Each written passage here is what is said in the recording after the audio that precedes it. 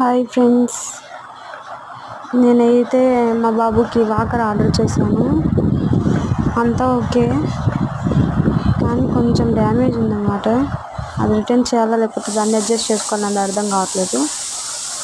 ఇది కేవలం 1100 అయింది, అంటే 1153 రూపాయలు అయింది. ఎవరికైనా కావాలంటే కొనుక్కోండి ఫ్రెండ్స్, బాగానే ఉంది. కాకపోతే డ్యామేజ్ రావడం వల్లనే కొంచెం డిసప్పాయింట్ అయిపోయాను నేనైతే. సో ఎలా సెట్ చేసేది కానీ మా హస్బెండ్ చూపిస్తున్నారు చూడండి. ఫస్ట్ స్టార్టింగ్లో అనమాట, ఆ బాక్స్ పైన ఒకటి ఆల్రెడీ సీల్ తీసేసాము. ఇది నెక్స్ట్ బాక్స్, దాంట్లో బయటికి తీసాడు.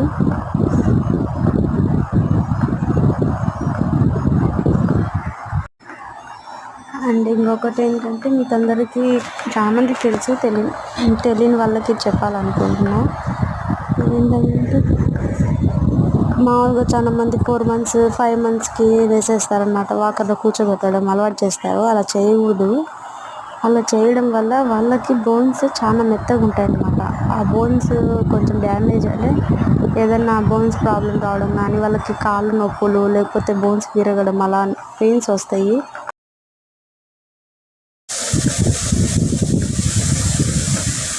నేనైతే మా బాబుకి ఇప్పుడు 10 months అనమాట. ఇప్పుడు 10 monthsకి నేను వాకర్లో అలవాటు అనేసి ఫిక్స్ అయిపోయాను. అంతకులోపు వద్దు, 10 months లోపు వద్దు అనేసి. లేదు పిల్లల్ని పట్టుకోనికి లేరనేయడము అనేసి, లేకపోతే ఇంట్లో వర్క్ అవ్వట్లేదు, పని చేసుకోనికి ఇబ్బందిగా ఉందన్న పిల్లల్ని తీసుకొని తొందరగా వాకర్లలో దాంట్లో కూర్చోబెట్టడం అలవాటు చేస్తారు. అస్సలు చేయకండి. ఎలక్ట్రానిక్ వస్తువులు కానీ పిల్లలకి కరెంటు బియ్యాల్లో కూడా మీరు పిల్లల్ని అలవాటు చేయకూడదు. స్విమ్మింగ్ ఏదో అంటారు కదా,